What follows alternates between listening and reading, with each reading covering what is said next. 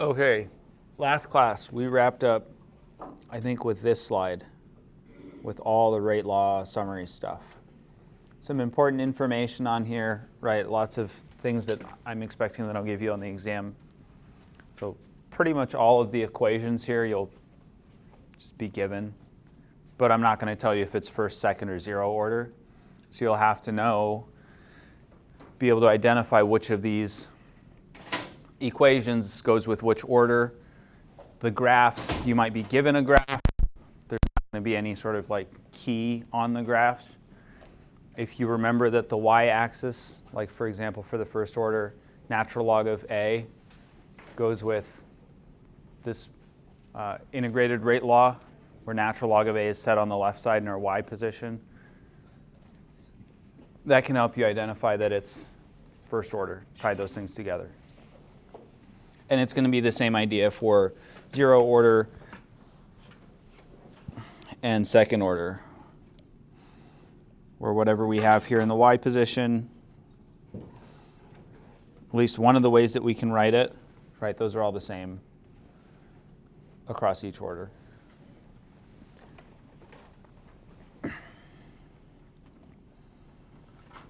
A decomposition reaction with a rate that is observed to slow down as the reaction proceeds has a half-life that depends on the initial concentration of the reactant. Which statement is most likely true for this reaction? So there's a couple of important pieces of information given to you in this first sentence. It's a decomposition reaction, great.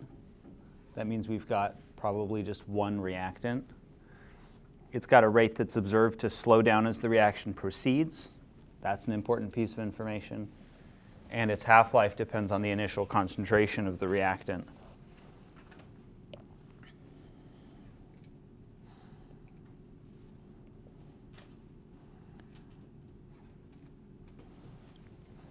Both of those things that I've underlined tell us different pieces of information.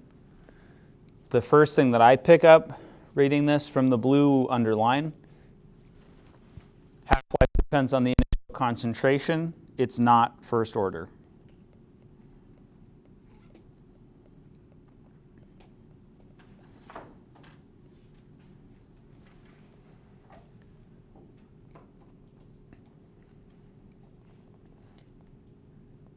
And that's helpful because the piece in green, the rate is observed to slow down as the reaction proceeds.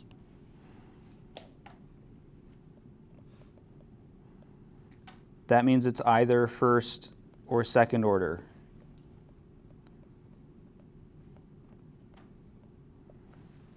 Because our rate expressions would need to have, let's call it AB, with some power.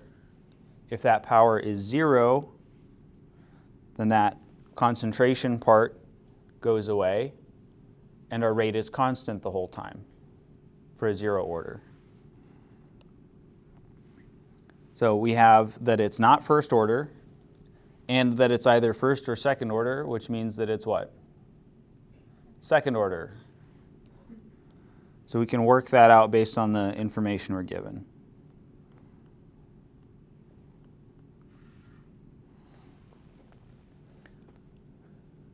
And then we can look at our three possible options. A plot of the natural log of the concentration of the reactant as a function of time is linear. What order is that true for?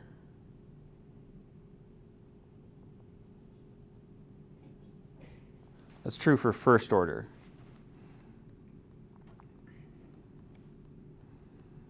And we've already figured out we have a second order decomposition reaction, so it can't be A.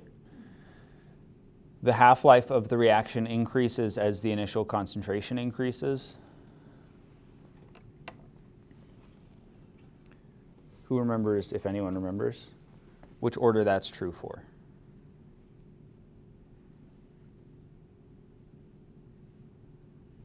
We know from the blue text, right, half-life depends on the initial concentration of the reactant, meaning that it's not first order. First order has a constant half-life. So B is not going to be first order, it's 0 or second order.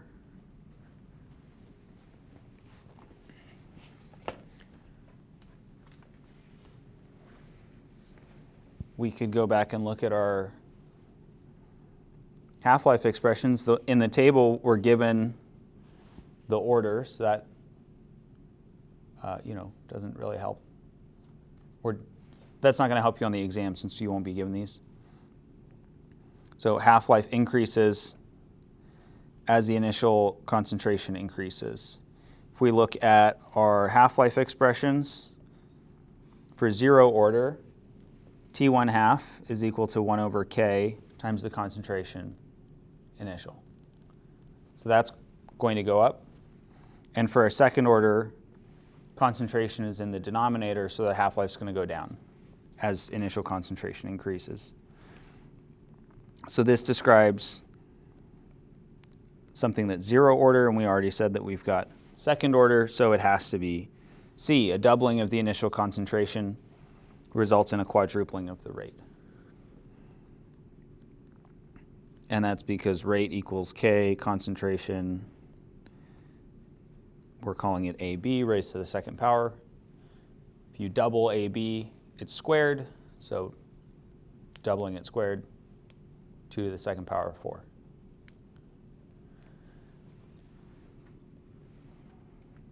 Questions about any of those? So ideally, you would be able to look at this problem and in your brain run through all of those points. Obviously, on test day, you might not forget some. You might forget some of that, but that would be ideal if you have all those little nuggets in your head, ways you can identify the different orders. We've been looking at rates at a single temperature so far. The rate of most chemical reactions is very sensitive to temperature. If you increase the temperature,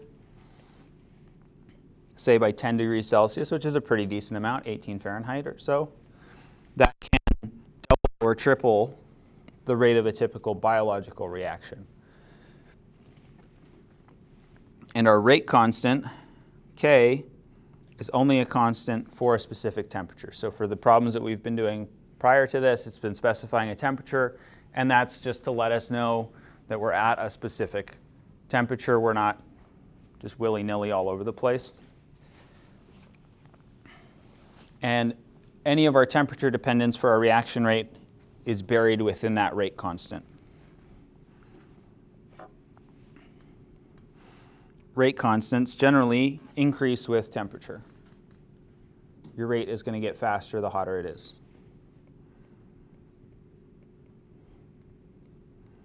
Rate usually increases with temperature. And to show us that, we've got this new equation, the Arrhenius equation.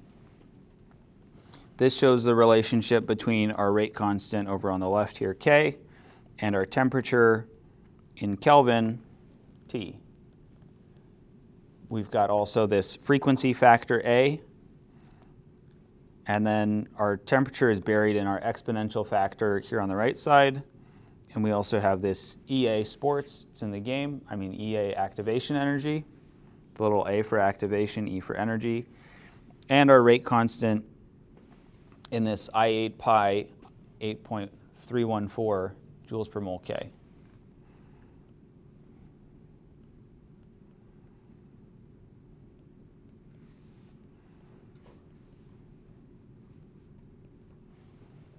The I8 pi version of the gas constant.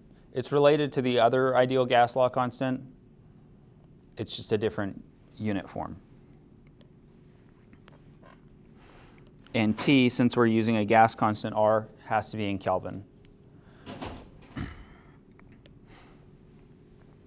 Okay, so let's go into what goes into the Arrhenius equation. There's two main points here. We've got activation energy that's buried into our frequency factor. That's E raised to the negative RT, or negative EA over RT. Even though a reaction is energetically favorable, there's an input energy that needs to happen for the reaction to start or to occur, and that's our activation energy.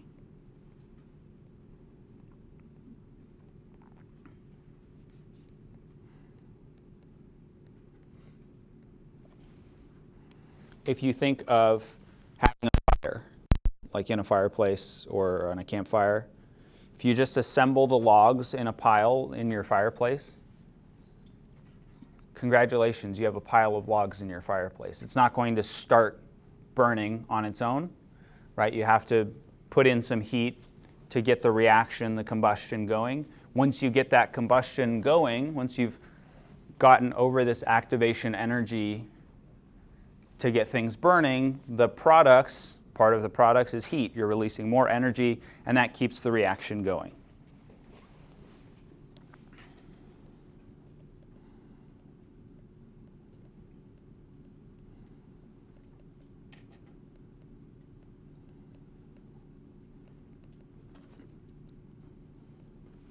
And the spark part would be the getting up over that hump.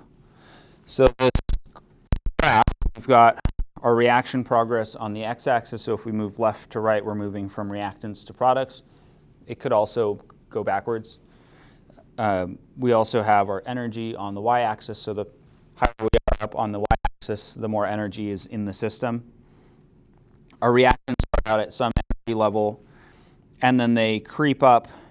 If you give them enough energy, they'll move into this activation energy area and usually plummet down this cliff, release a bunch of energy as they snap together to form the products.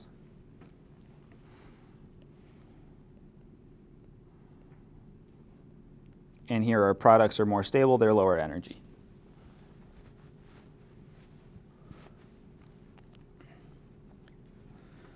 So activation energy is part of our exponential term. We also have the frequency factor A. That's the number of times the reactants try to get up over this activation energy curve for some unit time. So let's say that we've got this reaction where we have methyl isonitrile on the left that rearranges to form acetonitrile on the right. What needs to happen for this reaction to occur is the carbon and the nitrogen need to swap places.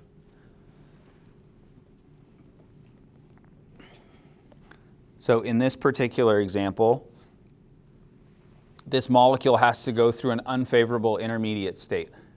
In order for those two atoms to flip, it has to get partway there. It has to go halfway there. That's going to be this activation energy peak. We can see the carbon and the nitrogen. They're still triple bonded, and there's this like association bond.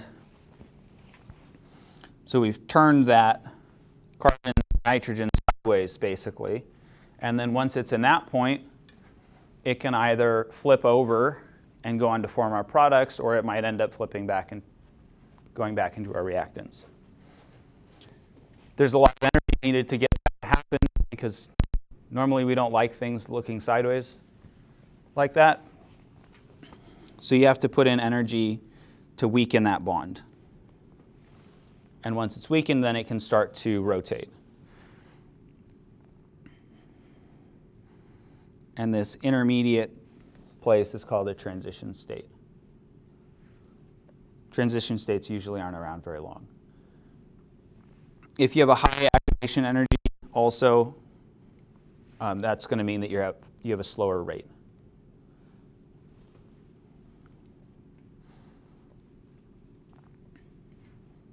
The frequency factor part of it is the number of times that it starts to approach this activation barrier, regardless of how far it makes it up that curve. So this nitrogen-carbon group approaches that every time it begins to rotate, and they're calling that a wag in this case, because it kind of looks like, like a dogtail or something. So the more that it moves side to side, the more opportunities it has to go a little bit further, hit that activation and barrier, and plummet down into the products.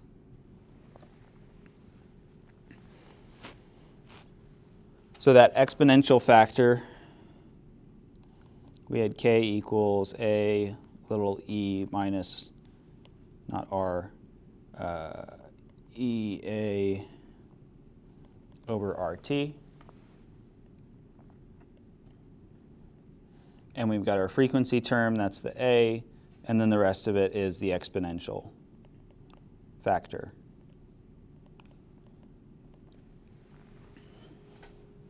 So that exponential factor represents the fraction of molecules that have enough energy to make it over the activation barrier on a given approach.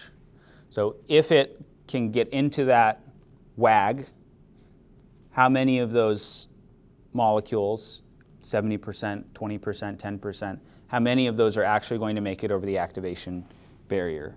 It's sort of like a success rate.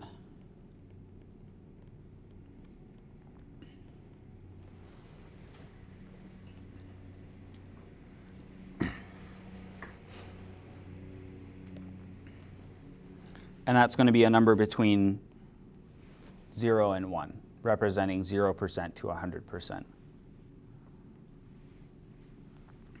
So if our frequency factor is 10 to the 9 per second, so we've got 1 billion approaches per second, and our exponential factor is 10 to the minus 7, we would do 10 to the 9, that's our frequency factor A, times 10 to the minus 7, that's our exponential factor, and that comes out to 10 to the 2 per second.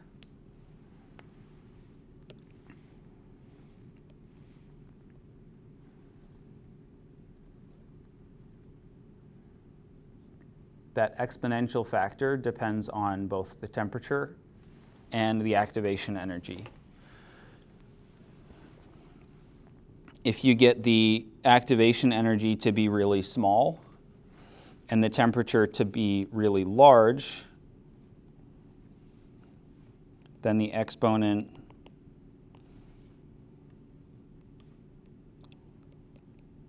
approaches 0.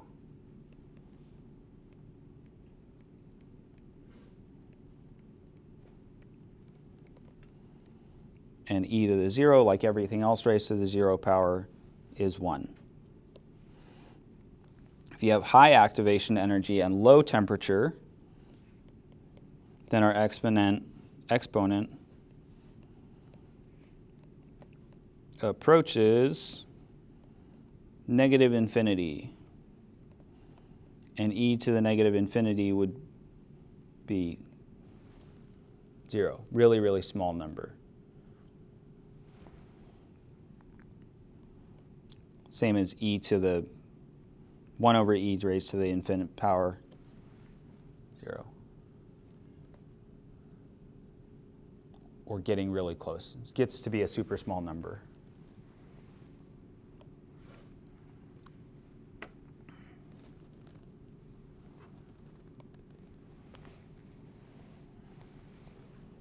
So knowing how each of those factors affects our exponent factor may be helpful.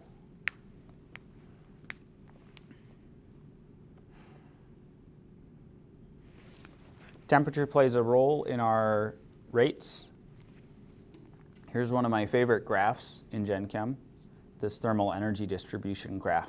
This just shows us that molecules have a range of energies, and we're looking at 2 different temperatures. So on the x-axis, we have energy, increasing in energy as we move left to right.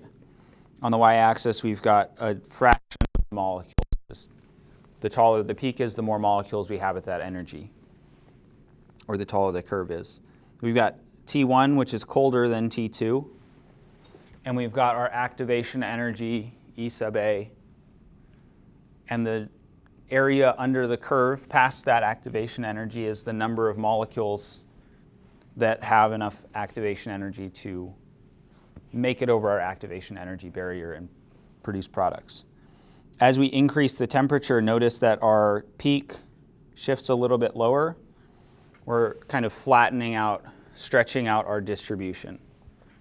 This would be like me standing with my legs at like an A shape and then slowly sliding one leg over. The graph is kind of doing that same thing. We're moving the tails out to both sides. They're getting lower on the extreme ends, and our main peak in the middle is also flattening down a bit. But the result is that we have more molecules that are past that activation energy curve. And even if we were to decrease the temperature from T1, this tiny little blue tail, that would scoot over to the left. It would reduce in area under the curve. But there would still be some molecules that might have enough energy to make it over that activation energy barrier.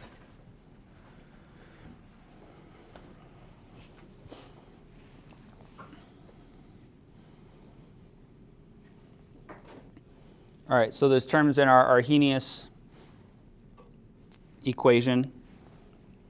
We had the frequency factor. A, that's just how many times our reactants try to get over the activation barrier. And we have the exponential factor, that's how successful we are in making it over the activation barrier and forming products, which is basically a percent from 0 to 100. And the two factors in our exponential factor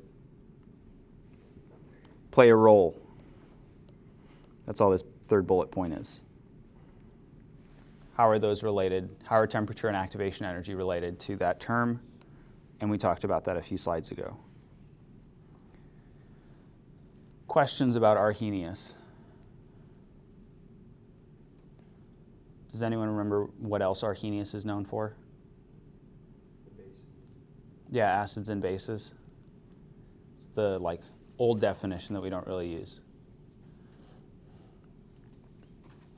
All right, which of these statements best explains why reaction rates generally increase with increasing temperature?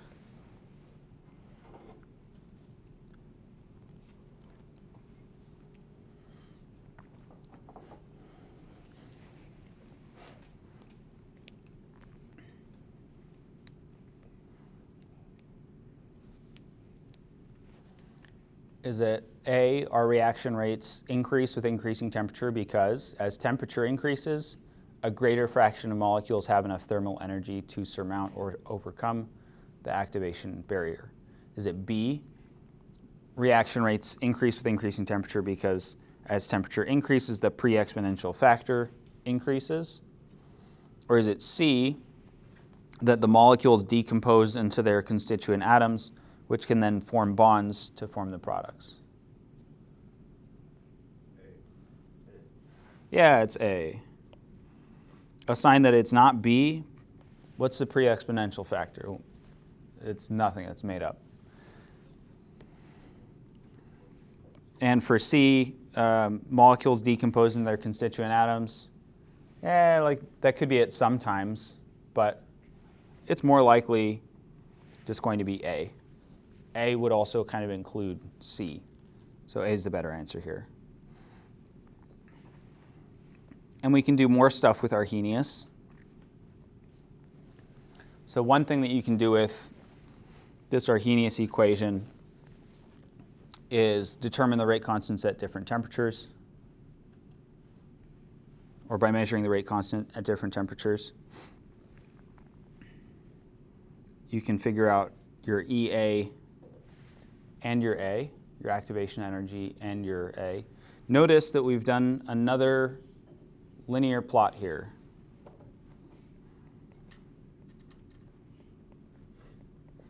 We've done another y equals mx plus b. Very convenient, again, that we can do that.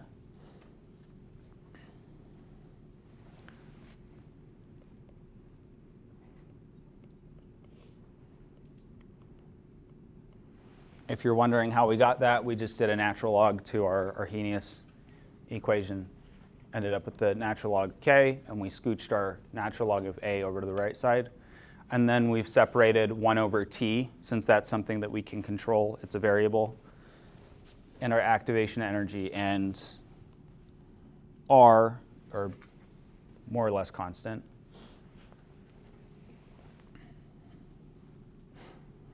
So if we graph natural log of k, that's our y, and 1 over t as our x, then that'll give us a slope with negative EA over r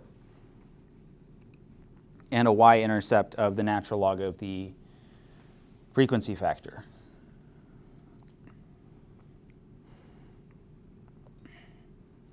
So we do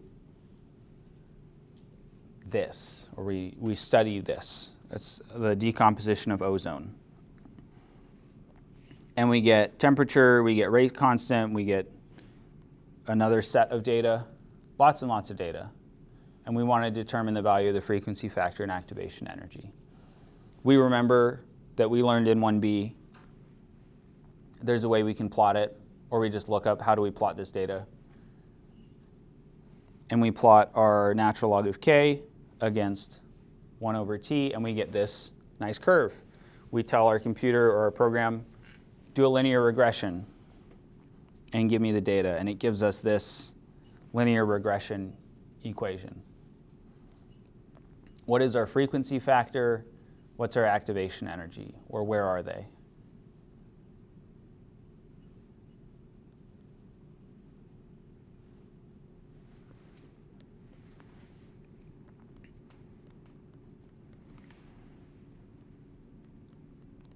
We've got this.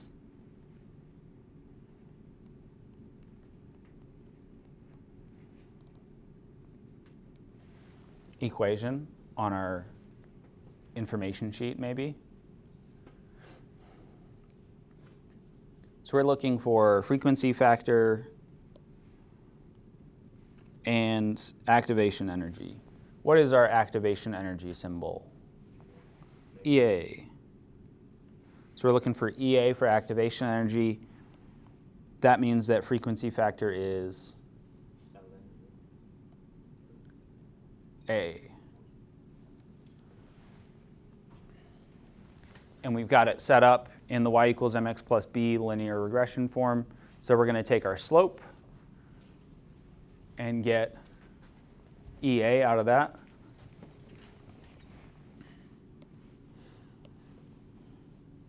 So negative 1.12 times 10 to the 4 is equal to negative E sub A over R. Algebra our way to activation energy is 1.12 times 10 to the 4 times R. And then you just have to remember the correct R to use, the I8 pi.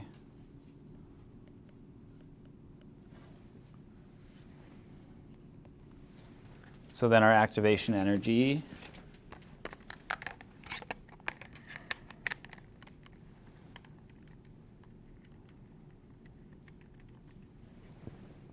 big number.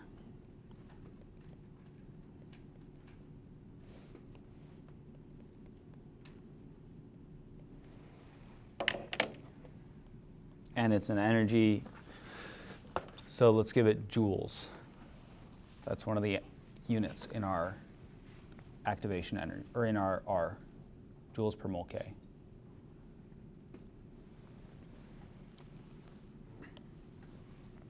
And then our frequency factor, that's this 26.8. That is equal to natural log of A. Can turn that into E raised to the 26.8 equals A, so A equals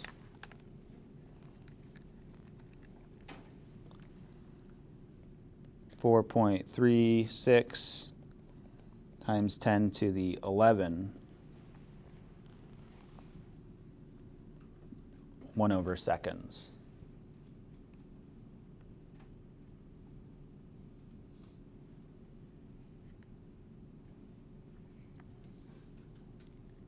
And hopefully those are both correct.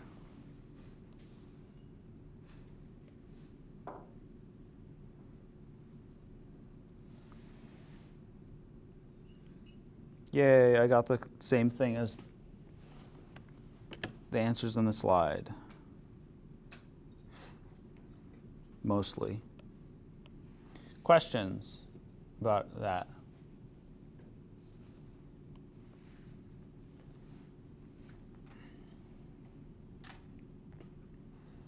Another thing that we can do with this is use that information that we just figured out from that Arrhenius plot to calculate a rate constant. So we're going to predict the rate constant at 298 K.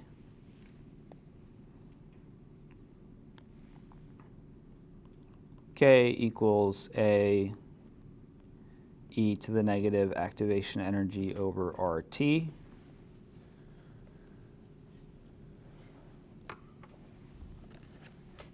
So give that a shot, plug those numbers in.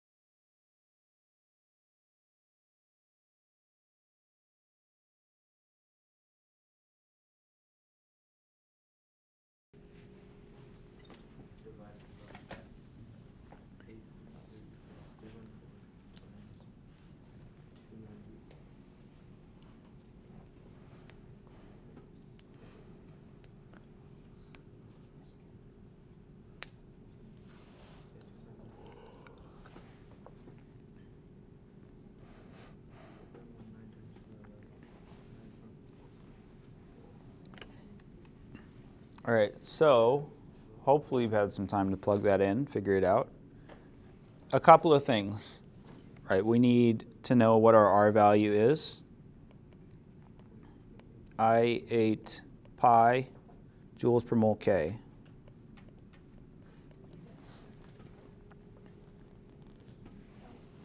And important, as with all of our times when we're using this R value, the units of our R value tell us what our other units need to be, and our activation energy is currently written out as kilojoules, so we need to convert that to joules,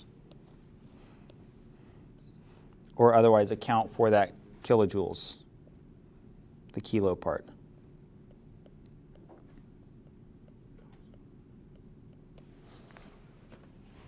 So 93,100 joules per mole for our activation energy.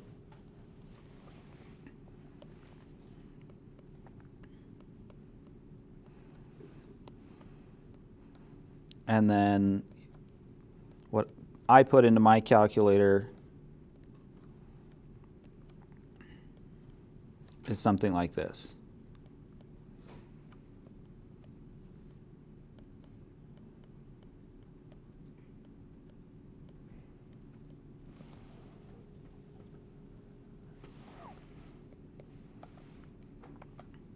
And it gave me this number.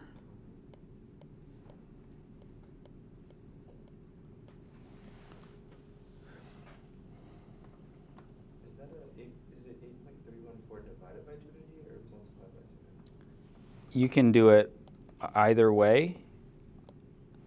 I have a tendency to avoid using parentheses when possible.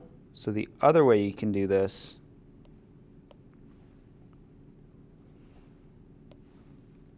is put another set of parentheses on the bottom. And then you can do these multiplied by each other. Otherwise, you have to do it as sequential division. Yeah. But they're exactly the same.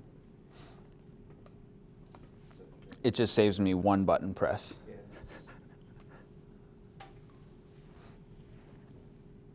Chemists famously love saving time and energy in like the most unreasonable ways.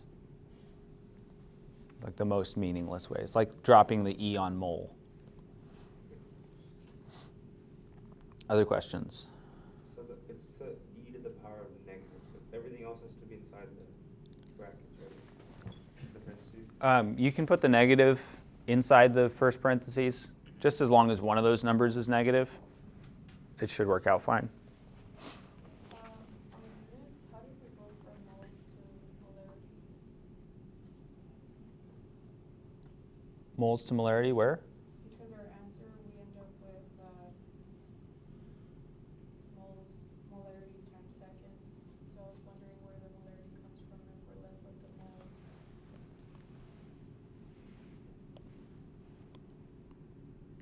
Oh, the up here.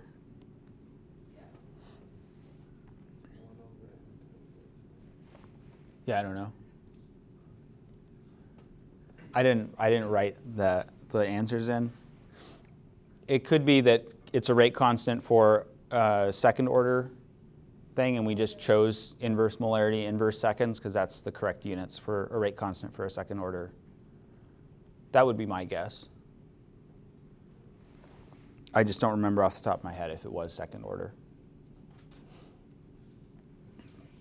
There's also another fun thing that we can do with our Arrhenius equation.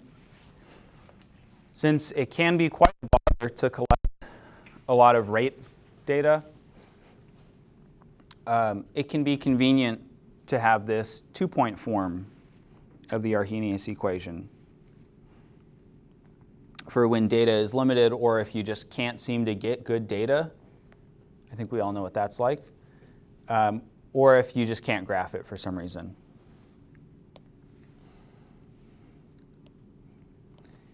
And this is our two-point form of the Arrhenius equation.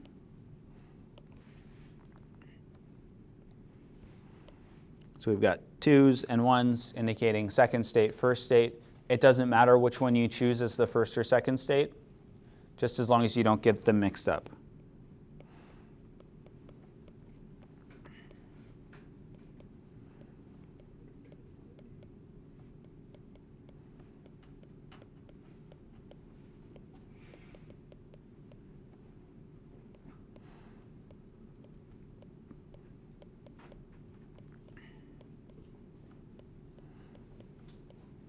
There's not a correct set 1 or set 2.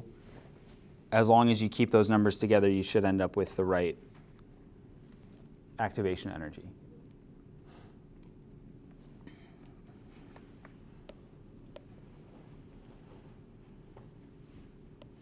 All right, natural log K2 over K1 negative E sub A over R 1 over T2 minus 1 over T1. Mm-hmm.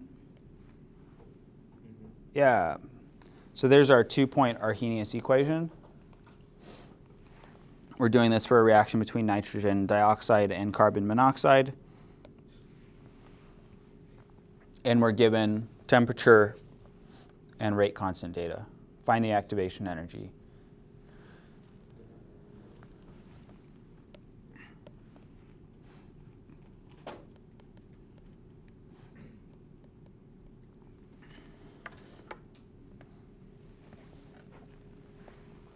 The two ways that I could see people doing this is rearrange the whole thing up front, or you can plug stuff in.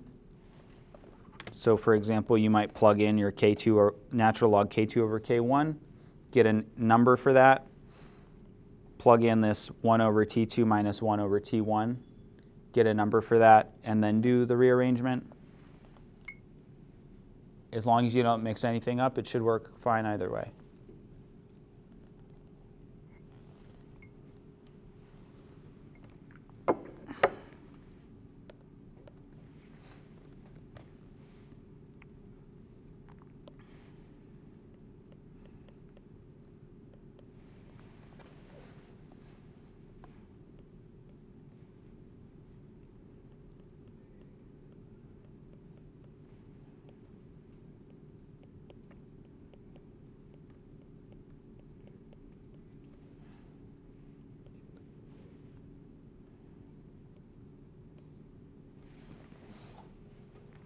So you might get that. I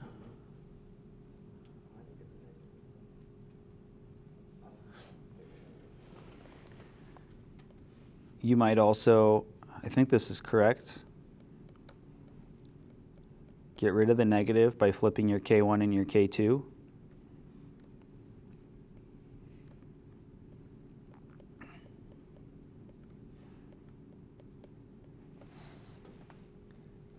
As you might be able to tell just from looking at this, it's not going to be the most fun to put into a calculator.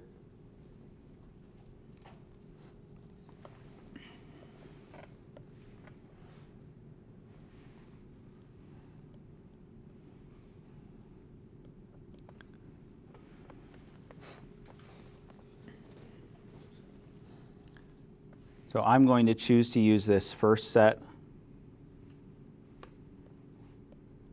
as state 1, so 701 Kelvin, 2.57 for the rate constant.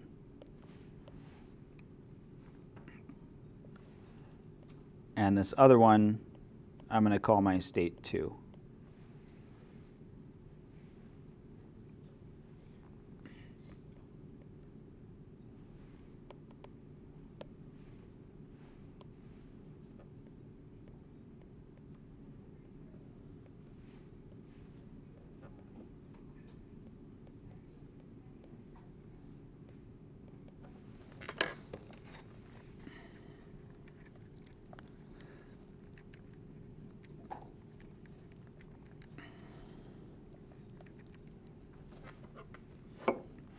All right, so this bottom term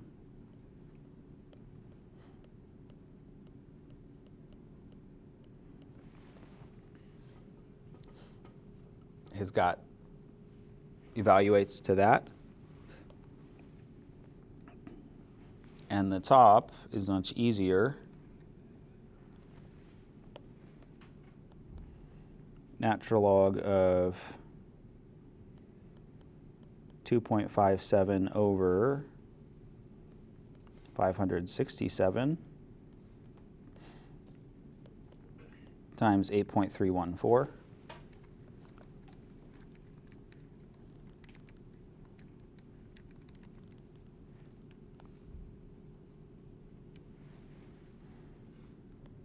Negative 44.866 dot dot dot.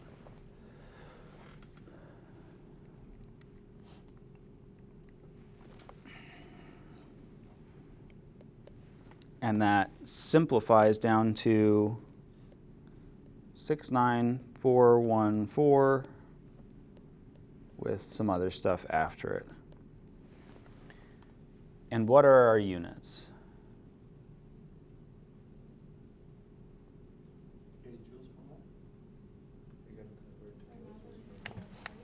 We used 8.314, which is joules per mole Kelvin.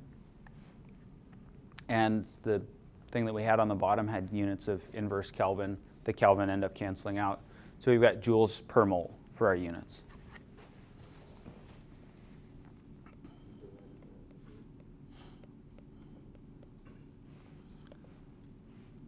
So it would be 69.4 kilojoules per mole.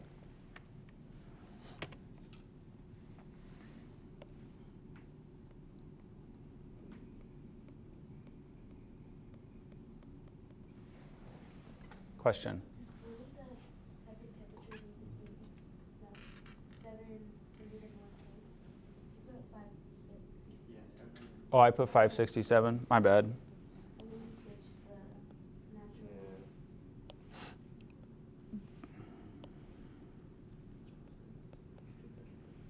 So it'll be slightly different, but it's the same idea. The natural log too. They're supposed to be switched. I used a different form. I got rid of the negative by just flipping them. I think it's correct.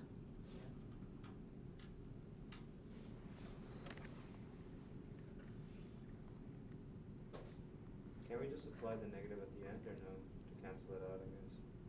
Because the answer's going to be positive always, right? Yeah, your answer should always be positive. So a sign that you possibly forgot something or did something wrong if you get a negative activation energy, because that doesn't make sense, right, to go up a negative hill.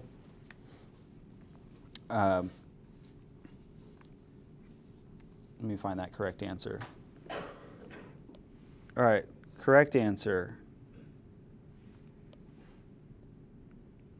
Not that.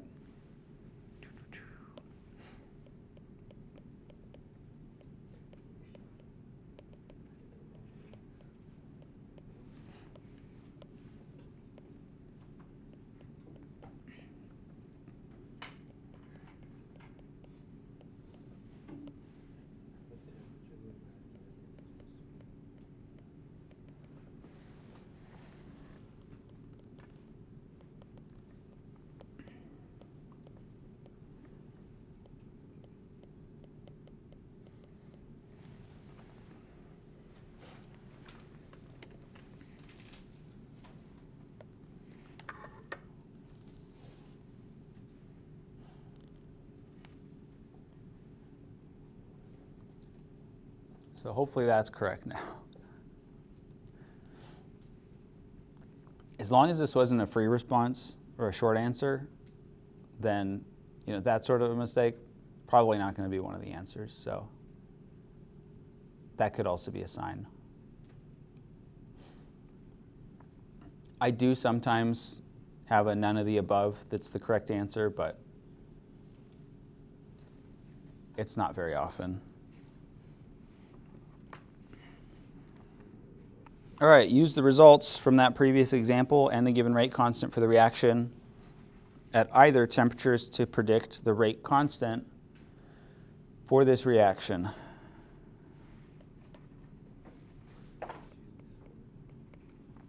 So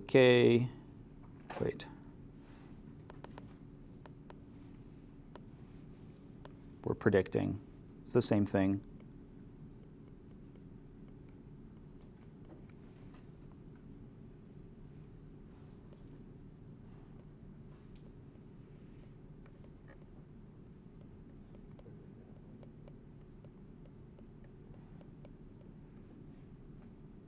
So that thing.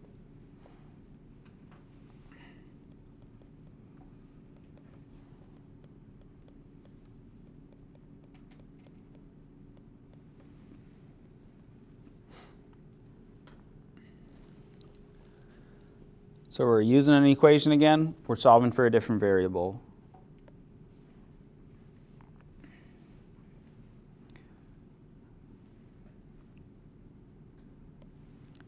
And we'll need our data. 701 K paired with 2.57.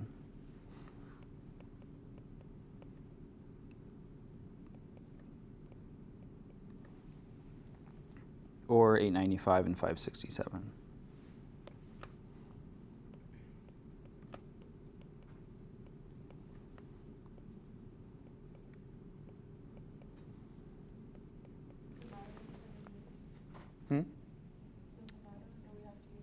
It should not matter which one you use. So you pick one of these.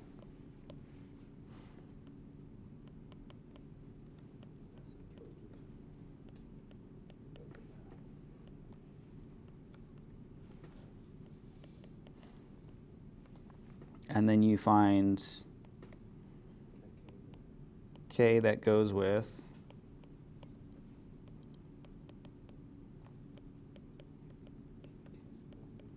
the rate constant that goes with 525 Kelvin. You would think that I'd be better at writing capital versus lowercase k's since my last name starts with K, but they look oddly similar.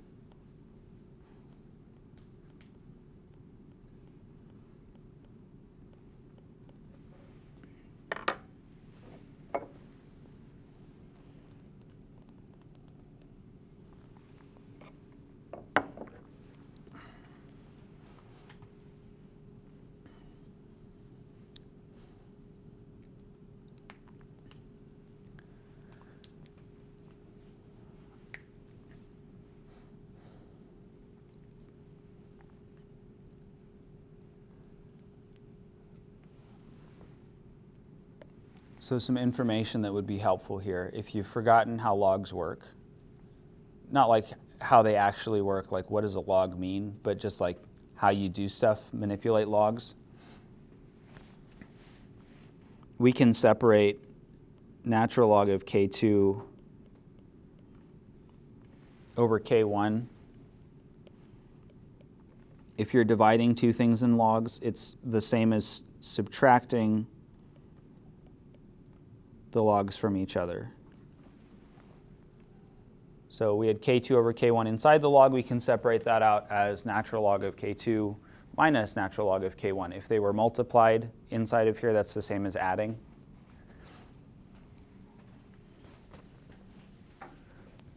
And then you can take your pick of which K you want to solve for.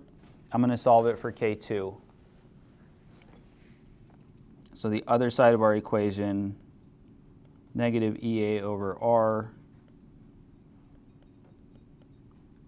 1 over T2 minus 1 over T1.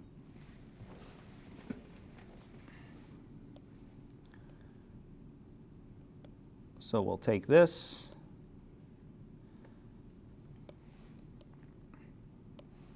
We'll add natural log of K1 to both sides.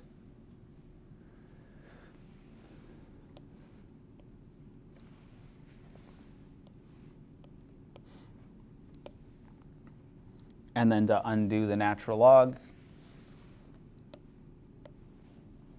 you raise e to the power of both sides. So you have K2 equals e raised to the power of a whole lot of stuff.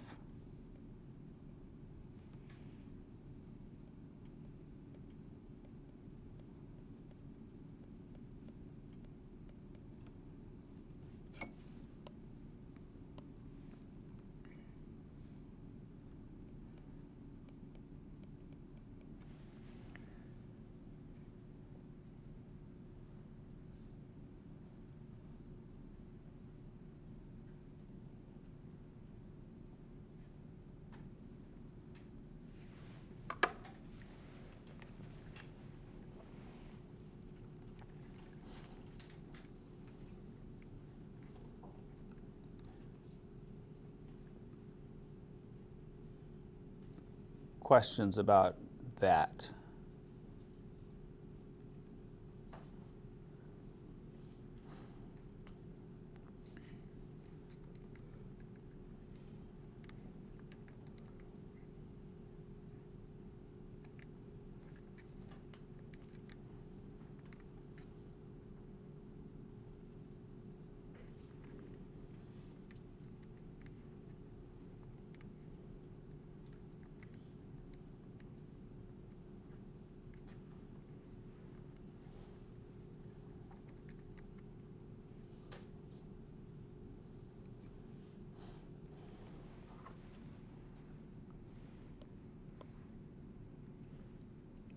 All right, I got the right answer.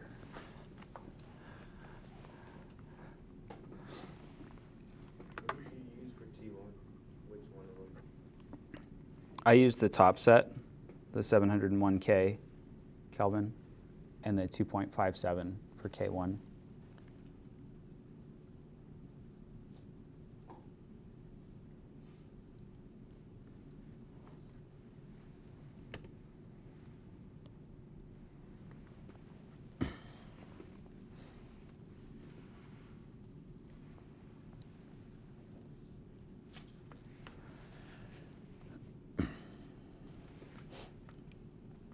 All right, we have two reactions. Reaction A and reaction B, they have identical frequency factors. Reaction B has a higher activation energy than reaction A. Which reaction has a greater rate constant at room temperature?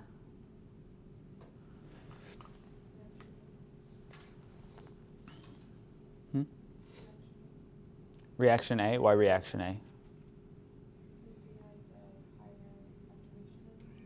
B has a higher activation energy. Yep. So what we're thinking about possibly here is this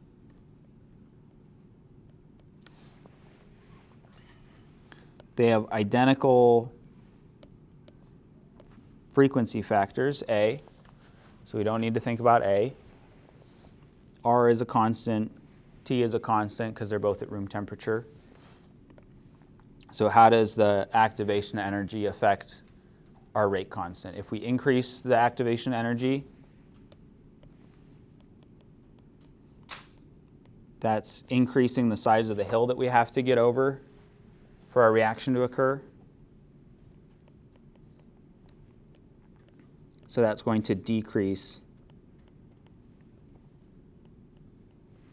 our rate constant.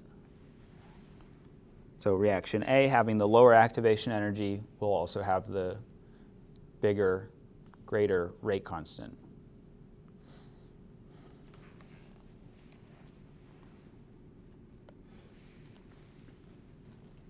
And if it really came down to it, you could just plug in numbers and check. So pick, 298 for temperature. Just call it 1 for A. Any number you want is fine. And then plug in 2 different values for the activation energy and see what happens.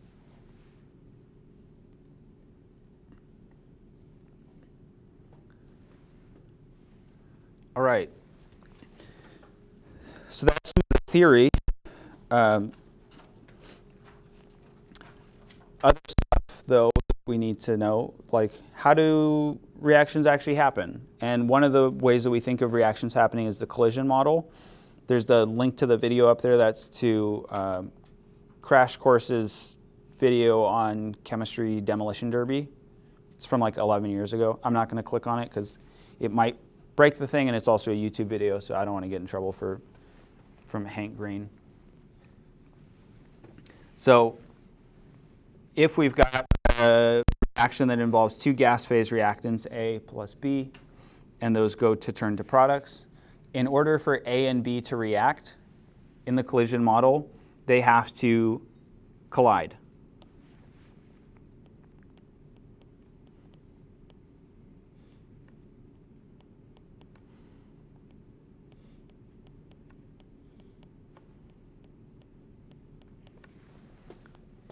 They have to actually get close enough that they can swap atoms.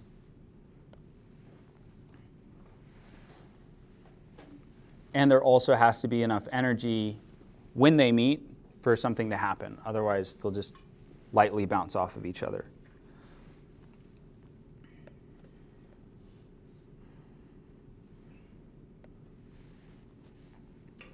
Every time that there's a collision, that's going to be an approach to our activation barrier.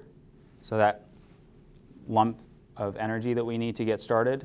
If they hit really hard, better chances of getting up that lump. But the frequency factor is usually less than the number of collisions per second. So the amount of times that we actually can try to have a successful reaction is less than the number of collisions that we have, which means that some of our collisions cannot produce a reaction. Any ideas why that might be?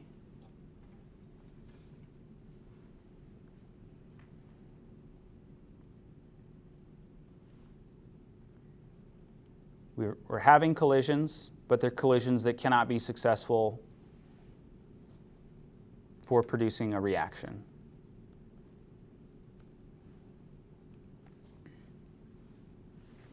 The answer is coming up soon. So the frequency factor contains secretly 2 distinct factors. There's an orientation factor.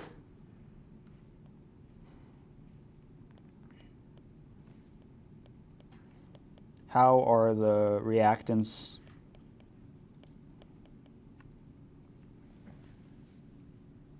positioned, let's say, rather than just saying oriented again?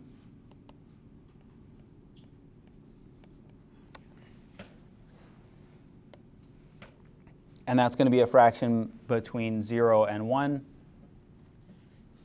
So are they in the correct orientation when they collide 50% of the time, 5% of the time, 100, 0% of the time, somewhere in between? And we also have our collision frequency.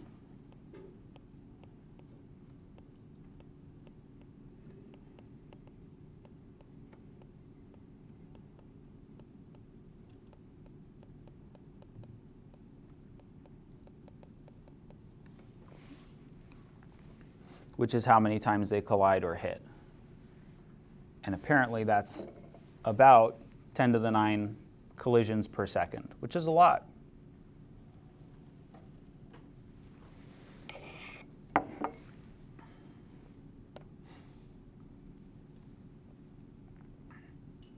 So here's what that orientation factor entails.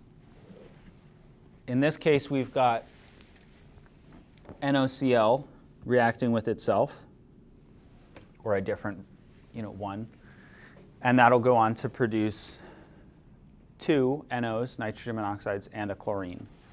There are a bunch of ways that we can collide these together where we don't get the chlorine forming.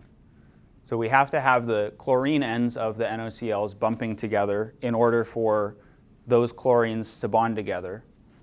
So for example, if we bump the oxygens into each other, the chlorines are on the opposite sides. They're not going to be able to react.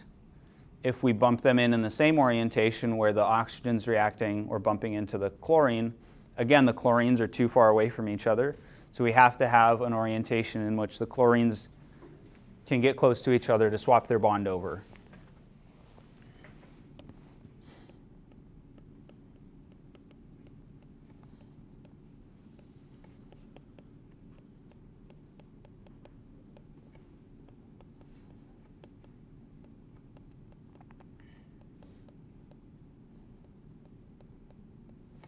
And it doesn't necessarily have to be this exact orientation. You could tilt them a little bit. Just as long as the chlorines are colliding, then that should be possible.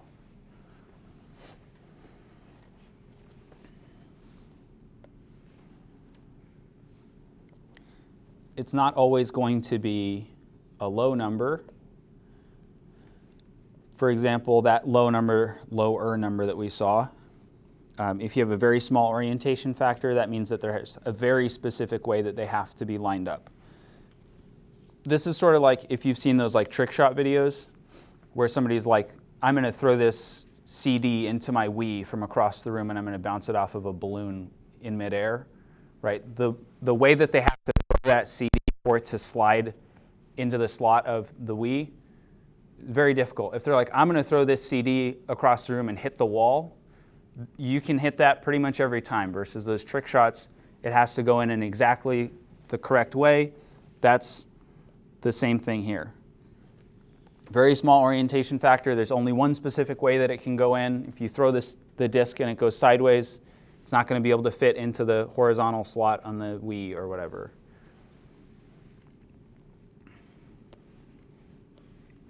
The stars have to align. If you're doing reactions between atoms, just singular atoms,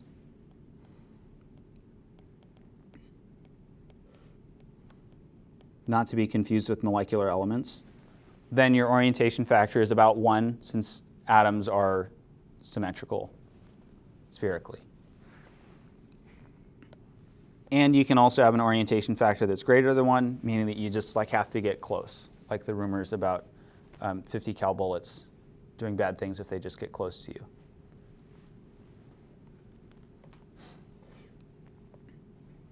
Based on what we just learned, which of these reactants would you expect to have the smallest orientation factor?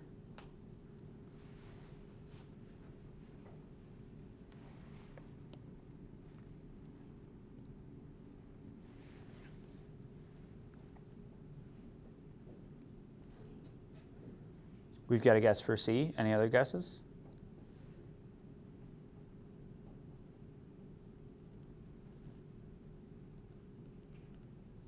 Great. The correct answer is, yeah, it's probably C.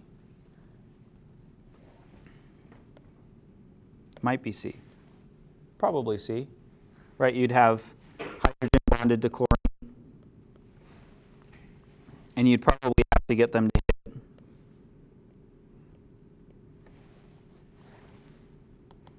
Let me put some fast lines on them so you can see that they're traveling. Look at how fast they are. You'd probably have to get them to hit in this orientation, bump together the hydrogen swap, the chlorine swap.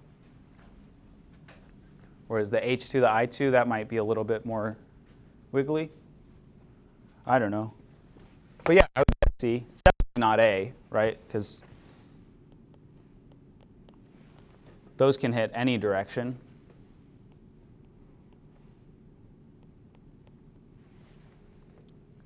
Which one's the H, which one's the I don't know.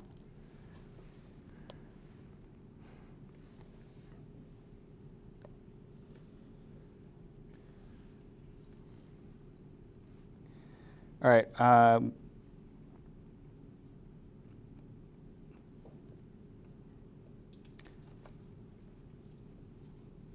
Yeah, let's just stop there because I'm tired of talking.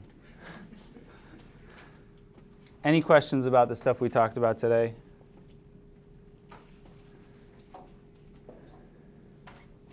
Yeah. For the smallest orientation, is it just whichever one like the hardest like collide, or The hardest to get to line up or align.